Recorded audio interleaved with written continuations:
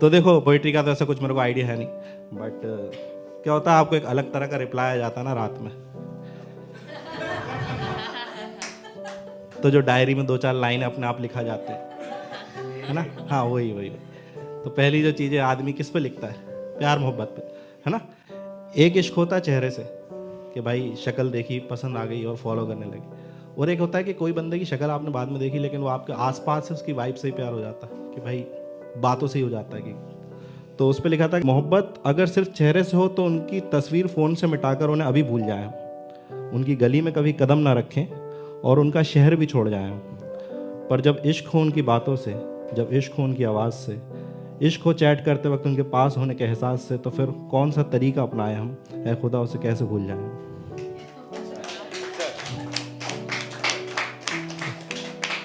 तो एक होता है ना जैसे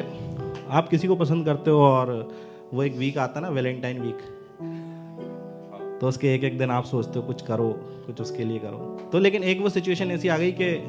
आप हो ही नहीं उस शहर में, मतलब एक होता है कि रोज़ डे आ गया, आप सोच रहे हो रोज़ दे के नहीं दे, लेकिन आप शहर में ही नहीं हो। तो उसके लिए ये लिखा था कि चाहत का महीना है,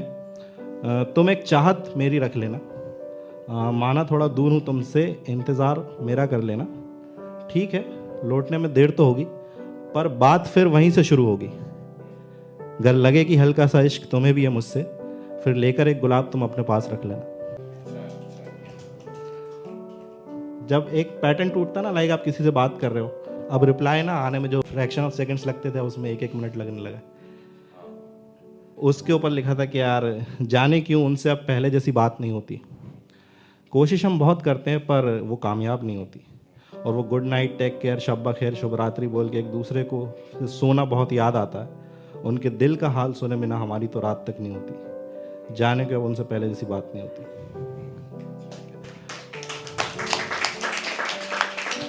और एक वो टाइम आता है ना कि लाइक आपको लगता है किसी भी लड़की से आप बात कर रहे हो, आपको लगता है अरे मैं ही में मैसेज करता रहूँगा क्या, सामने से भी तो कुछ आए, तो वो आप ईगो में फिर वो चीज़ें करते हो, कई बार सोचते हो यार ठीक है 7 दिन में भी इग्नोर करके देखता हूँ, वो गलत फैसला होता है वो, है ना। तो उसमें लिखा था उन्हें बेशक लगता होगा कि हम उनके चेहरे की खूबसूरती पे मरते हैं, वो नहीं जानते कि हम तो उनसे बात करने को तरसते हैं, माना आपकी सूरत में एक अलग सी रौनक, पर हमारी पहली मोहब्बत तो आवाज़ है आपकी, हम आपसे दूर तो जा रहे हैं पर याद हर पल में आप आ रहे हैं, और दिन हो या रात का कोई भी पल हम बात तो करना चाहते हैं आपसे, आपको भी मोहब्बत थोड़ी सी इतनी सी है कि नहीं, बस ये आजमा रहा है।